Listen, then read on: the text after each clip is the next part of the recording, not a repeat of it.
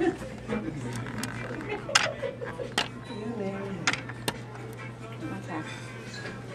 Here we go. We're rolling. We're rolling. We're rolling. Guess I don't know where I should start from. I'll just start with your name and where you're from, what clan, maybe, or what tribe, and Tribe or clan I'm from. My name is Malcolm Jones. I'm 34 years old, from Spanish River Indian Reserve, Sagamok First Nation.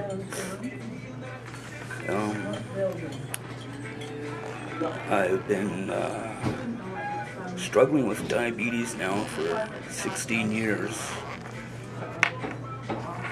and it's been quite a battle. I guess it all started when I was 15. I was,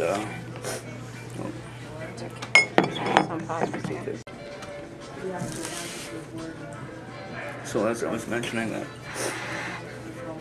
I was 15 years old when I was first diagnosed with diabetes. Starters, I come from a home where the split parents. My mother lived elsewhere, and we lived with our father. And there wasn't too much parenting going on between the two of them. So we didn't really have a basic everyday menu like for meals, everyday supper, and we just sat down and ate whenever we felt hungry, or just stuff like that. Like, we didn't have traditional meals. And then it all started with just feeling tired all the time, tired and out of breath. Then my vision started going a little blurry, and so I finally decided to go to the clinic in Massey. And the lady there took my blood sugar level, and it didn't even read on the meter. She was scared her, which I didn't know what was going on. She called the doctor in right away, and they had me in the ambulance to Elliott Lake. All this was happening. I didn't know what was going on. I just went by myself. I didn't go with anybody. I drove myself to the clinic, and from there I had to call home after I was in Elliott Lake, tell them that I'm in the hospital, and that I'm coming down with diabetes, or I've come down with diabetes, so I got high blood sugar. So came all the testing and the week, maybe 2 weeks of hospital stay. And diabetes was, I didn't know anything about it. And, find out you have diabetes, and, I didn't know anything. Like I said, I didn't know anything about it, and I wasn't educated enough on to know the possibilities of what diabetes can do, like the outcome of not looking after yourself. I didn't know. I thought, I wasn't hurting or anything, so I didn't think, I'm not sick. Why do I have to, why do I have to take a needle? Why do I have to, watch what I eat, and why can't I eat this and eat that? I just went ahead and done everything that I wasn't supposed to do, I guess. And, so that was in my teens. From about 15 to 19, I did absolutely nothing for my diabetes. And then I started getting into a little bit of complications. I was going in and out of the hospital quite a bit, spending a lot of time there. Going in with was hyperglycemic. Over my blood sugar would be like in the 30s and 40s. It was just crazy. Wow. You know, I guess it was part of my lifestyle. At the time I was a teenager, I wasn't at home very much. I was always out with my friends. And, like meals and things weren't regular, and it was just on the go. Grab a quick lunch here, a quick lunch there, something, bag of chips or whatever. Yeah, it was like nothing. Wasn't doing anything right, I guess. So, like I said, I had a lot of hospital stays. Then, when I was about 25, I started having complications with my left foot.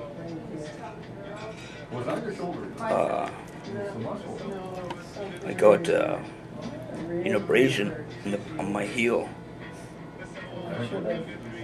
and that went. I battled with that for maybe 4 years. 4 years, from about 25 to 29. I battled with they call it Charcot foot. With the Charcot, I had the abscess, like a big hole in my bottom of my foot, wouldn't heal. Wasn't healing right, and I spent many more days in the hospital. Like I probably spent half my time from when I was 25 to 29 was probably hospital stays. Complications with my foot, and then I started having complications with my stomach, which I have. I get attacks. I have neuropathy, diabetic neuropathy in my feet. Well, my feet, my legs, my hands. My hands are numb, and it also goes into my stomach. And once in a while, like maybe at least once a month, I'm sent to the Emerge with abdominal pain, uncontrollable vomiting, and just the pain. It's excruciating, and they're not too sure if it's from the neuropathy or what it is. I've been through so many tests for my stomach, and I'm trying everything. What's neuropathy? The neuropathy is from your nerves. When you have diabetes, your nerves fire telling you that there's pain there when there's really nothing. Like, you get pins and needles feeling. Right. Your hands get pins and needles, or you get fire. It feels like they're burning. You gotta rub them. And Okay. I'm always rubbing my legs. I guess they can call it, restless leg syndrome too. They have either that or it's a diabetic neuropathy. So that's what I have, that also from the diabetes.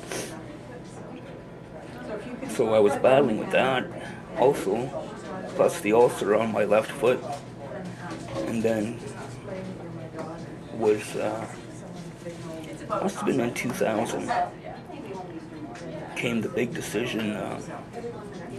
I had seen many different surgeons, plastic surgeons, medicine healers, who tried giving me traditional medicine to use on my foot. But then nothing. There was nothing going. Nothing was working. So came the time they had to talk about amputating. And at the time it was pretty hard. I'm thinking, God, I'm only 29 years old. 29 years old and I'm gonna be losing, half of my leg. And just thinking, was the lifestyle that I lived, not following the doctor's advice on how to. I never took my insulin. I never bothered with anything all through my teenage years.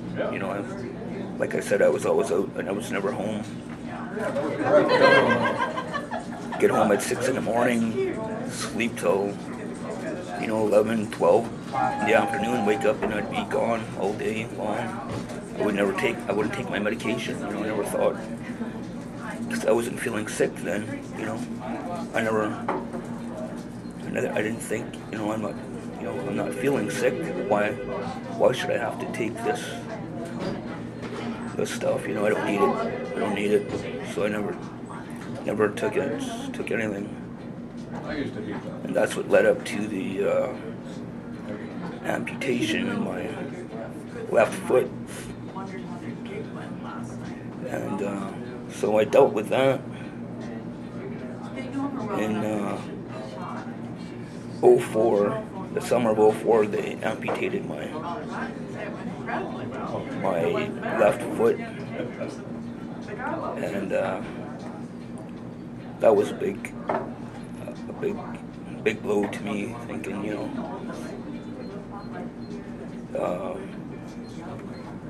the complications that were starting. This is, the foot not healing, the foot breaking down the way it did was all because of the sugars being out of control and just not going on advice by the doctor or anybody to keep my sugars under control. Oh, God. So there's just been a lot of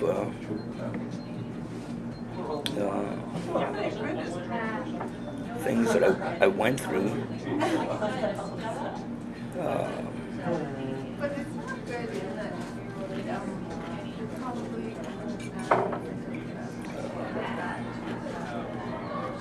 I guess after that, I tried getting my life on track. I started taking my medication,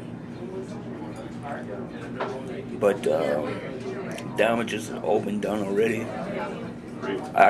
My doctor told me that I have the symptoms of an 80-year-old who's had diabetes all their life, and I've got, I'm a walking, talking textbook of what not to do for diabetes and of what could happen. So I went home in 05 with half my leg gone, and I went into rehab and got the prosthetic leg, and then the unimaginable happened to my other foot. I got another, it was just a blister from wearing sandals. I got one little blister on my foot, and it just progressed from there a lot faster than the first one. Like the first one, I battled with that for years, about 6 or 7 years, to keep my foot. But the right one, as soon as it happened in a matter of maybe a year. It destroyed my foot, and so I had to get another amputation in 07. And as that was happening, my system was all the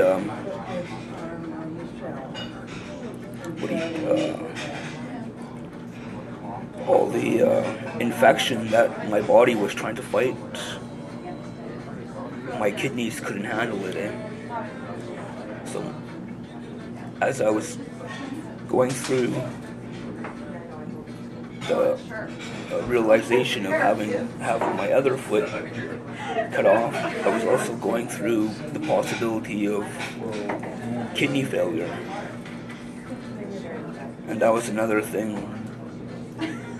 Kidney failure, that happened in a matter of 2 months. I went from possibly being, he says within a year, you have the possibilities of being a candidate for dialysis. And then I went back a month later and he says, no, you got to start now.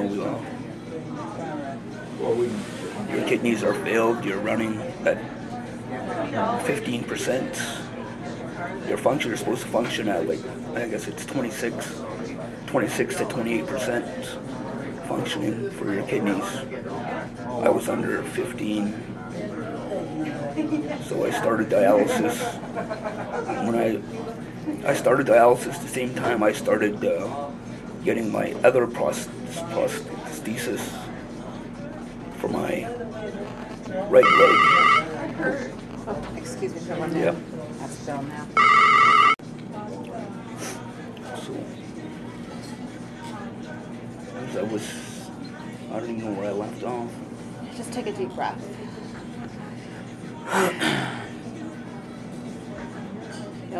The words that you have and the courage that you have right now to share what you're sharing, I honor that. To things that you've gone through, they're a testimony to others, and I don't believe that the Creator has brought you this far to just let you go. There's something more here for you. You're still fighting, and I want you just to continue doing what you're doing, because if anything, you can leave something for everyone else. Right. You can prevent them from walking that same path. If there's one person that I can help, Yeah. if it's just one person, at least I did something. Like I was saying, when I was, I guess in 07, came the amputation of my other leg.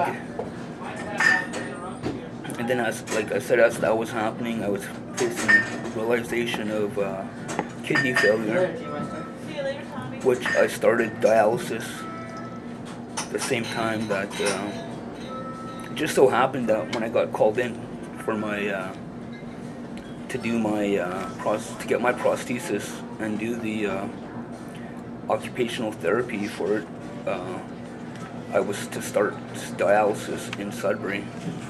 So it went hand in hand. That was kind of lucked out on that. But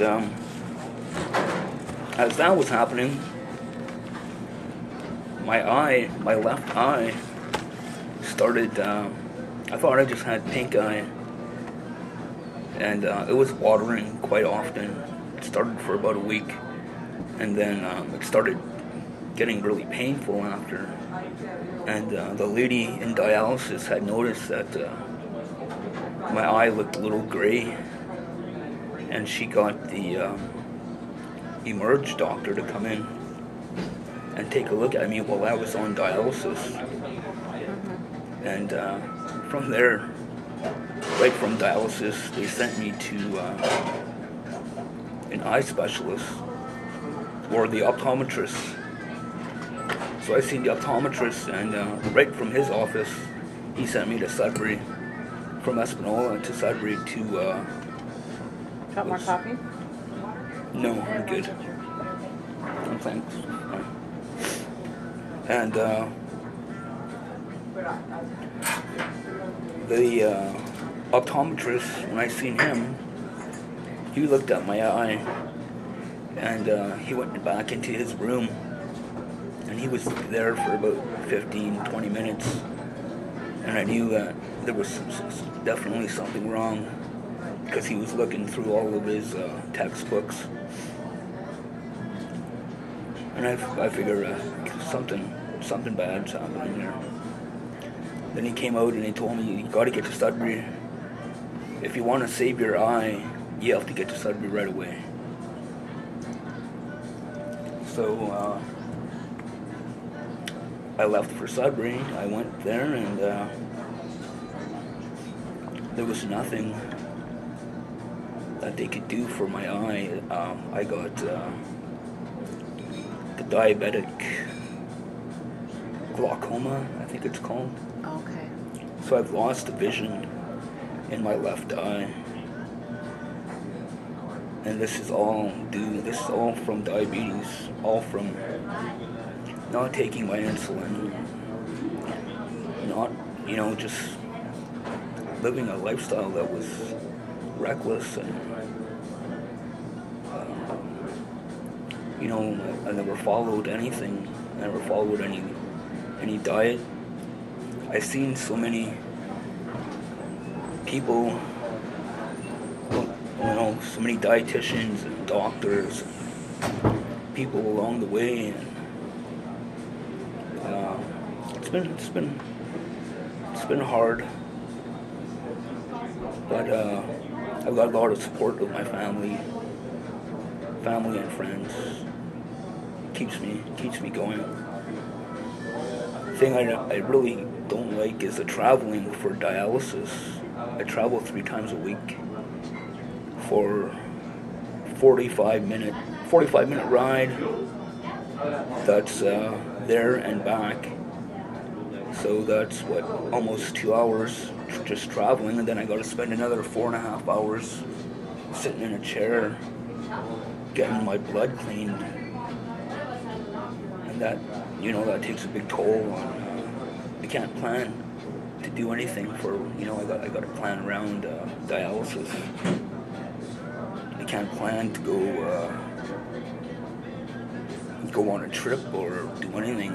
I got to plan like months ahead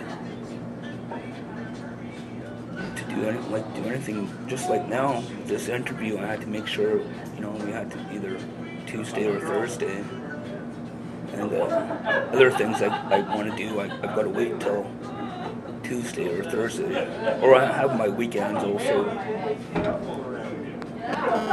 which isn't too bad.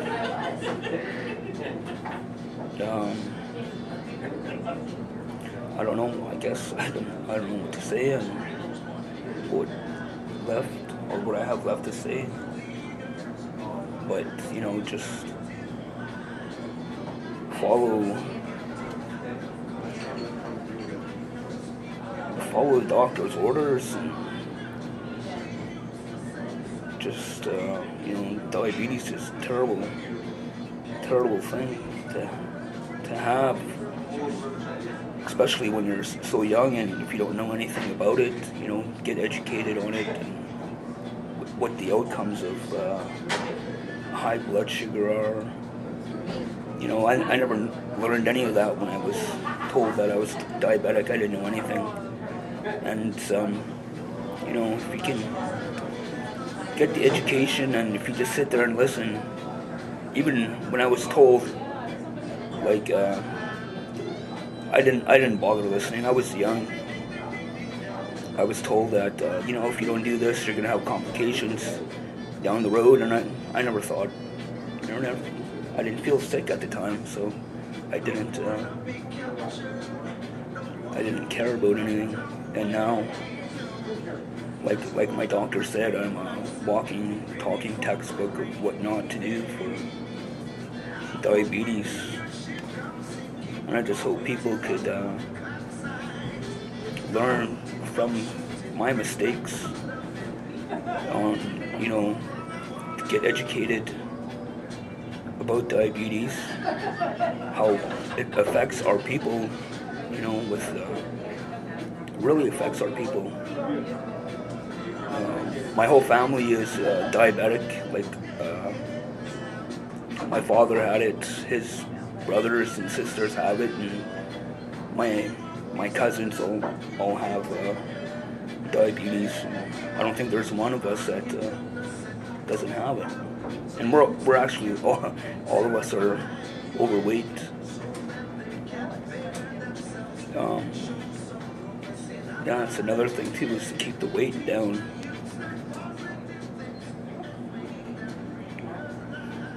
That's pretty much it. I don't know what else I could say. Did you play many sports when you were younger? No, really. When I was in grade school, I done a lot of Hey. like. Hi, Bill. Oh, hey, Bill. Hello there. Hey, bro. What's going on, brother? All right. There, pull up the seat. So you traveling alone, Bill, or what? No, Sam's with me. Sam's with you? Hi. Hi there. I'm Wanda. And Malcolm was just sharing his story. You're talking about your lifestyle prior to. Did you play sports or anything? I wasn't like that? really much into sports. When I was in grade school, I played a lot of volleyball and that, but nothing outside of school. No extracurricular activities. I wasn't. After being overweight, I wasn't as active as everybody else, I guess. Kind of on the sidelines. And so did you live at home all this time? Or did you ever live on your own? I lived on my own for, well, like I said, my parents were divorced. Probably when I was 9 years old, they got divorced, and we lived with my father, like, right up until he passed away in '97. And so there was me and my sister at the house. I moved out and let her stay at the house because, you know, she's older. I moved out on my own for a few years. That was, you know, like I said, I never lived a lifestyle that was a 9-to-5 lifestyle. It was always the 10 till 10 in the morning, 10 at night, 10 in the morning thing. You know, it was just pretty crazy. So you now need assistance regularly then? Is that why you changed your place of living? Not really. I'm pretty much independent on my own. The reason I stay at an elder's lodge right now is I have a house that has just been renovated to fit my needs for wheelchair accessibility. So I'll probably be moving there by the end of this month. Moving back to it's actually where my father's house. So I just hopefully I can be a little more independent instead of having to rely on other people to do my laundry. And I mean, sure, I could use a little bit of help, but yeah, I'd like to be a little more independent. I was before. Before I moved in there, I lived in Elliott Lake for a few months, and I was there. And I just had to move back home. My mom didn't want me so far away from her. So plus I've got nieces and nephews that they're just like my own kids that I help my sister raise. Coffee. Coffee, sure. What are we doing for the lunches? Okay, you gonna have something to eat? You have a menu? Oh, yeah. Yeah. If you're hungry, that is. Yeah, sure. It's covered, so just go ahead, pick out. There you go. I mean, Bill actually shared a hospital room there once in Espanol. Too much testosterone in the room there. The nurses had to kick him out. He was keeping all the nurses busy. So Yeah. Ah. there's no room for me. No, so I no had to room leave. for Bill, so he left. No use me staying. They were all serving you, were they? Yeah. All your servants. Well, I actually spent 5 months in the Espanola General Hospital trying to save my right foot. Oh. That's where I was.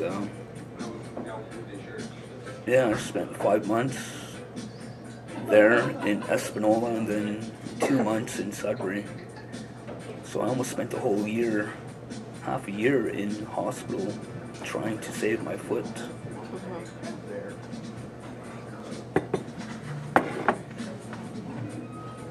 Are you decided, or do you need a minute or two? In order of fish and chips. Fish and chips? Sure. Okay. Yeah. So, what do you like to do now in your spare time? I'm usually out on my quad. Spend a lot of time with my friends. With my nephew and nieces. I'm really close, actually really close with them, so that's probably the only reason I'm here. If I didn't have my sister and her children, I don't think I would have chose to continue with my dialysis. I think I would have probably made the option when they gave us the option when we were diagnosed with kidney failure is do the dialysis, try the home dialysis, or nothing at all. So I chose for now. I'm traveling back and forth. So that's one thing that keeps me around is my sister and her children. What goals do you have for the future? Where do you see yourself in 5 years? 5 years. Hopefully still around here anyways. Been doing a lot of thinking. I would like to go in and do something with the school back home and to do diabetic prevention with the children. But I know it would take a lot more than just me sitting there and telling a story of what not to do. So yeah, I'd like to look into that and see what kind of resources there are that could help me to help the others to do that. So maybe a little bit of diabetic counseling, I guess, would be good. You mentioned earlier that you were you spoke with some traditional healers and stuff, and tried working with the medicines and that. How is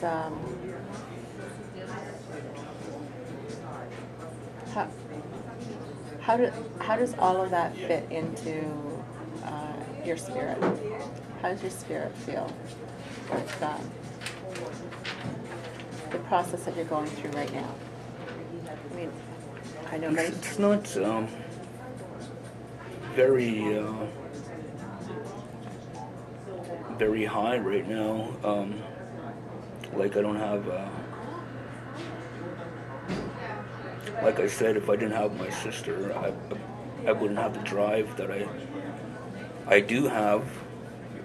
But it's not, it's not enough that. There's days I'm down, really down, and I just can't do anything. I don't want to do anything. I don't want to be around, and I don't know. It's just, it's hard, I guess. traditional, with the traditional medicine, it was just a lot of I don't know how to explain it, or Were they part of ceremonies, or was it smudging? Were you drinking smudging tea, and just more or less some traditional creams and medicines that were made by the medicine men and to use and just to put on the wound and that to try to draw out all the bad infection.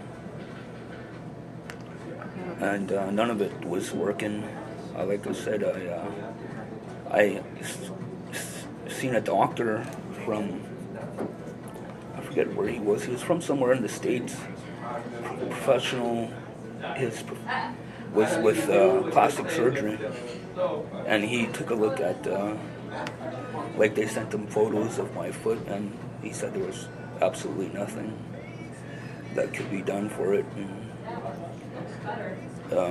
get it off now before it goes up any further into, above knee. Luckily I got below knee amputation. I'm just able to get around. But yeah, it was too far gone. I let everything just slide. So they didn't force you to get any kind of diabetic education. No, not when I was younger. It was just kind of like passive. Like you shouldn't do that. You shouldn't do this. This is what you shouldn't do. Like I said, my dad was diabetic and he didn't know much about it. Nobody really knew much. And like I said, it was nothing. It was like I just had a cold. You got a cold, and you live with it for a week or two, and type thing. Diabetes. Like I said, I wasn't feeling sick or anything, so I didn't think, I'm not sick right now, so I don't care. I'll eat this chocolate bar and drink this can of pop and, have that extra piece of cake or whatever. I didn't care at the time. It was just still like right now, I know that I'm pretty, I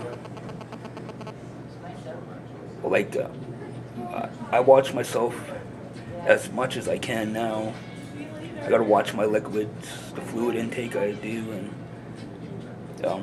ever since I started with the dialysis, my sugar level has been pretty good actually. I'm running in the 4s, actually quite often getting a lot of lows. But I'm not even taking anything right now for diabetes. They don't know why. The doctor doesn't know why that happens, but it happens to some diabetic patients when they go on the dialysis, that they don't have to take any of the insulin and that. Mm-hmm. So they monitored my blood there for a year, and I was getting a lot of lows with the medication that I was taking, so they took me off that medication because I was always hyperglycemic and going down to 1.1 or something like that, and just feeling right terrible.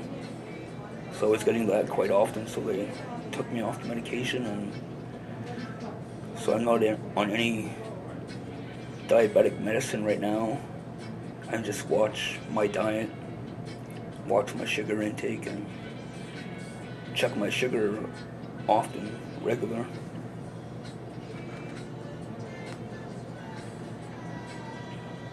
So are they educating you more now? Are you learning more now where you're staying at than you did before?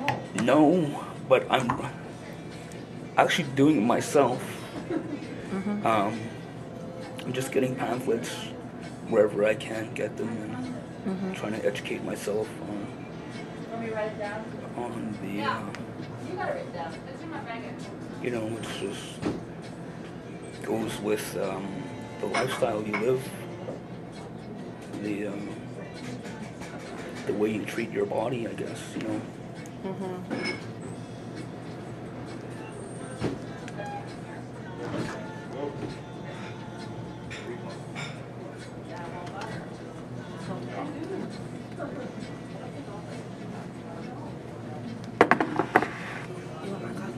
No, I'm fine, thank you. Coffee jug. Yeah. That's all. That's some room. See what Malcolm was saying about his parents with diabetes. Mine was the same way. And Yeah. basically what he said was the same thing when I started getting it. He was not doing nothing, just have that extra piece of cake. He really didn't do that. You don't feel it at the time, eh, Bill? You don't. Yeah. No, you. You didn't feel it. You weren't sick, so you really didn't bother with it. And Mom and Dad had it, so they weren't really Educating. Yeah, they didn't know either, so they weren't watching. They were eating. So you look at them and they ate whatever they wanted. So Right. oh, okay. Well, it must be all right. They got it. Yeah. You didn't have nobody else to go by because they were eating whatever they wanted. So you thought it must be all right. 'Cause they don't look sick. They weren't feeling sick. They weren't feeling sick. Yeah, so you just went on too and just went on. Eat whatever you wanted.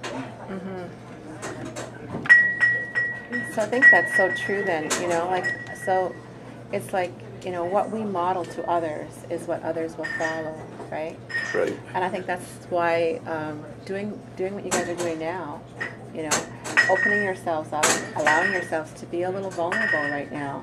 You're opening yourselves up to model for others, you know, the importance of eating healthy and changing the lifestyle that will benefit for you all in the long run. And we think that we have freedom of choice right now, so we have freedom to eat whatever we want to eat or take care of ourselves however we want to take care of ourselves. But if we're not taking care of ourselves in the proper way, then that freedom gets taken away from us, right? If we're not listening to our bodies. Well, see what the big difference now with me. You know, I got my kids, so I monitor what they're eating and try. Not too much pop, not too much candies. Just you can have a little bit, but just have so much. And don't let them get carried away like the way my parents like me. I just went ahead and eat whatever I wanted. So I'm figuring, like what I was told was hereditary. So one of the kids you're going to get is going to be diabetic. So none of them yet. So I'm trying to monitor what they're eating, watching them, what their intake is now. And they don't like it half the time, but I say, no. Not so much sweets. I'm trying to get them more vegetables. So, you know, if both our parents did that when we were younger, maybe we would have had a better chance to be able to be healthier if they monitored what we ate and what they were watching they were eating. That's how I'm watching my children now. Not to go down the same road I'm going down. I'm telling them, look what I have to do. Look how my life is. You guys don't want this. Don't go the same way I'm going. And the only way you guys are going to do that is not eat so much sweets and not watch what you're eating. Eat healthy. That's how I'm going along with the kids, trying to make the kids understand. And we've had friends, their friends come and stay at the house. And it's like, I'll let them have a treat, and then that's it. You know, so that's no more.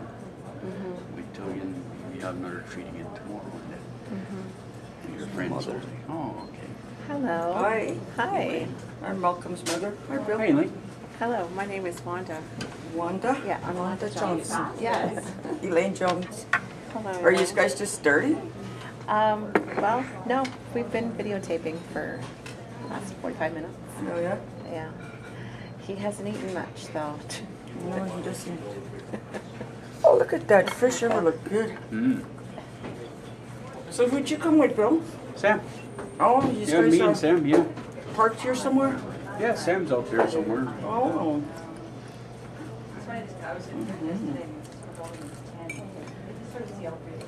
So where'd you go? Walmart. Walmart. Are you just about ready then, Malcolm? Pretty or- much, yeah. It's Just, up to him. It's up to him how much more he has to share. Can I have a piece of your fish, Bill? No, just kidding. We can actually get that packed in it. Yeah. Darian just called. I have my granddaughter at the games in Sudbury. So I'm picking her up there and bringing her home Where'd you go to meet her? at the arena probably. Her and Keegan went already. So did you want me to get them to pack your Yeah, might as well. pack your lunch? Okay, wait. So there's really not much more for me. I don't know. Like, one of the biggest things, I guess, is just education. You know, get educated on diabetes and You want that packed up? yes, please. Okay. Prevention. Whatever else you can find. No. Just, you know, learn, I guess, how bad of a disease it really is and what the outcomes are.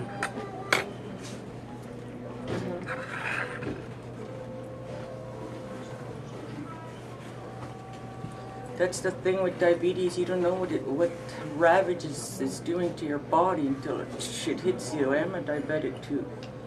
Until it's too late. Yeah, basically, like you can just walk around and think you're in perfect health until bang, something happens, eh? Like, you know. But again, I guess it all boils down to teaching the kids proper nutrition, eh? Like, you know, proper way to eat. But that's very hard. Like for someone like Malcolm was diagnosed at the age of 15, right? So you know, when you're a teenager, you're invincible. You don't think, you know, Yeah. anything's going to go bad. Like you know you have diabetes, but you still keep on eating the same way, and you know. You see your friends eating the same. Yeah, Like, you know. What do you feel if you want to, you don't want to be different, so you go ahead and eat whatever you want to do. You see your friends, family eating. So. But I think being native, like, you know, because it's so, like, everybody's such a high risk, like, you know, I think it's the parents' responsibility to start teaching their kids right at, you know, when they start eating table food, like, you know, what's appropriate and what's not, and, you know, just giving them treats maybe once a week or something, eh? Yeah. But, you know, you see parents walk it, you know, kids will go into the store day after day, they'll have a bag of chips and a pop, and, you know, Yeah. all that stuff, eh? And